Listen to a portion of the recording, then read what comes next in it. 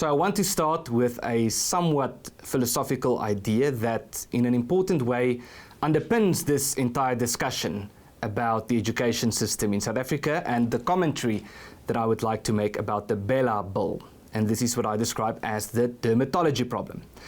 Now, a dermatologist is a medical expert that specializes in skincare.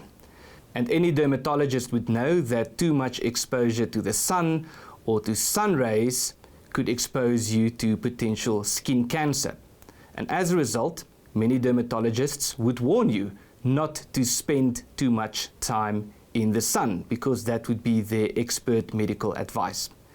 If, however, you were to speak to a GP or a nutritionist, they would probably advise you to get more sunlight because sunlight provides you with several vitamins that is important for you to have a healthy, balanced life. So, of course, a good dermatologist would obviously advise you to get exposure to the sun, but if a dermatologist were to focus exclusively on their own field without taking cognizance of the broader perspective, they might as well tell you to avoid the sun at all costs, based on their expert analysis. And this speaks to the modern tendency of seeing things as disconnected, as if things are in categories and as if these different areas of life on Earth can be put into different boxes and be dealt with accordingly, as if the content of box A has no bearing to the content of box B.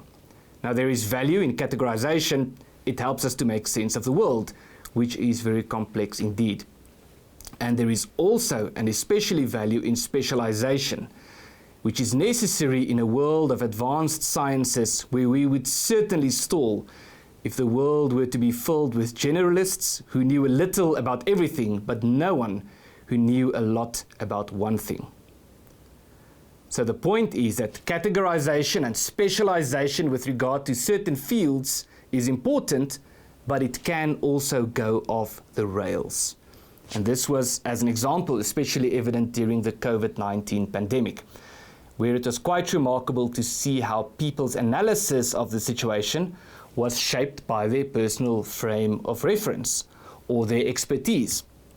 If you were to have asked an economist, a lawyer, or a doctor for their opinion on what was happening in the world, they would certainly have responded to your question by answering you from their perspective. An economist would tell you about the consequences of the COVID-19 pandemic and the lockdown for the economy. A lawyer would tell you about the consequences for people's human rights. And a doctor would tell you about the medical situation.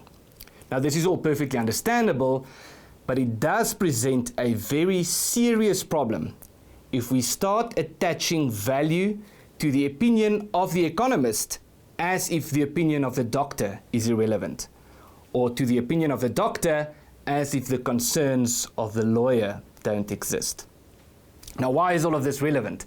It is relevant because this is the exact problem that underpins the discussion on South Africa's education crisis, especially when we were to consider the scope of the problem and the extent to which the education crisis in South Africa is entangled with multiple broader societal issues.